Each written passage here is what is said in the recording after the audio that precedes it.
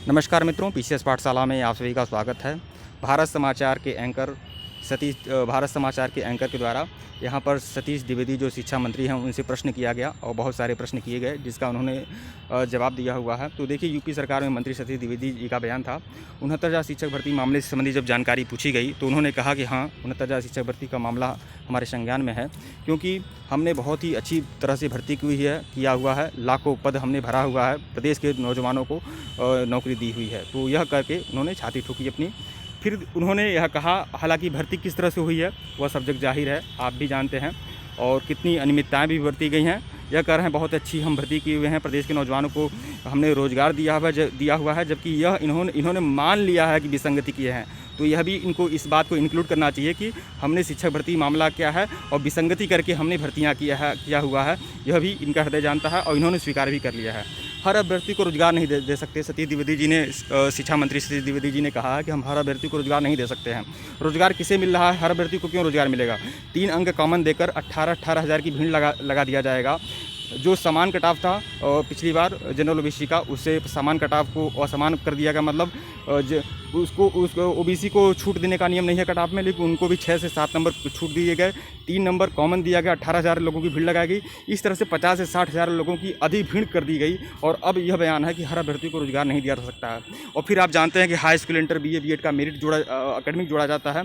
तो यह अकेडमिक भी अपना बहुत ही गंदा रोल अदा करता है। केबीएस पीआरटी में, एनडीएस पीआरटी में, दिल्ली पीआरटी में, किसी भी प्रदेश, यहाँ तक कि राजस्थान में भी सिर्फ और सिर्फ 10% अकेडमिक देखा जाता है, लेकिन यहाँ 40% अकेडमिक देकर 10-10 नंबर, 15-15 नंबर कम पाने वाले सिलेक्शन पाए हुए हैं, जबकि 20-20 नंबर ज़्यादा पाने वाले इस समय आंदोलनरत हैं।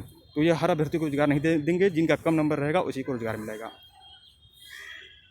फिर इन्होंने एक प्रश्न का उत्तर देते हुए इन्होंने कहा कि मेरे आवास पर आने का हर किसी को हक है, लोकतंत्र है, आवास पर आने का हक है। तो सतीश द्विवेदी जी ने ऐसा कहा। हालांकि आवास पर लोग आ रहे हैं और डंडे खाकर फिर जा रहे हैं, बिना आश्वासन के डंडे खाकर लोग जा रहे हैं, वो भी आपको पता ही है। जब भारत समाचार के एंकर के द्वारा एक प्रश्न पूछा गया कि ब्राह्मण नाराज चल रहे हैं, प्रदेश में ब्राह्मण नाराज चल रहे हैं, तो इन्होंने इसको भी सूबे से इसको भी इन्होंने सिरे से खारिज कर दिया कि ब्राह्मण नाराज नहीं चल रहे हैं। पूरी तरह से यह मतलब विपक्षी पार्टियों द्वारा फैलाया गया एक भ्रम है और ब्राह्मणों का पूरी तरह से सम्मान किया गया है। और सम्मान आप जानते ही हैं, अगर ब्राह्मणों का किया गया है, नहीं किया गया है, इससे आप अंदाज़ा इसी से लगा सकते हैं कि 69,000 शिक्षक भर्ती में पीछे जो 2019 की भर्ती थी, इसमें किसी प्रकार से यहाँ तक कि रिजर्वेशन भी नहीं दिया गया है। 10% रिजर्वेशन जो क्या बोलते हैं मोदी सरकार ने लागू किया था, उसको भी नहीं दिया गया है। जबकि राजस्थान में 5-5 साल पुरानी भर्तियों पर रिजर्वेशन 10% लागू किया गया, लेकिन यहाँ पर इस भर्ती में भी रिजर्वेशन नहीं लागू किया गया। तो ऐसा भी आप जानते हैं। तो यह ब्राह्मणों को सबसे ज़्यादा सम्मान देने का छाती ठोकर कहते हैं कि ब्राह्मणों को सबसे ज़्यादा सम्मान दिया गया है।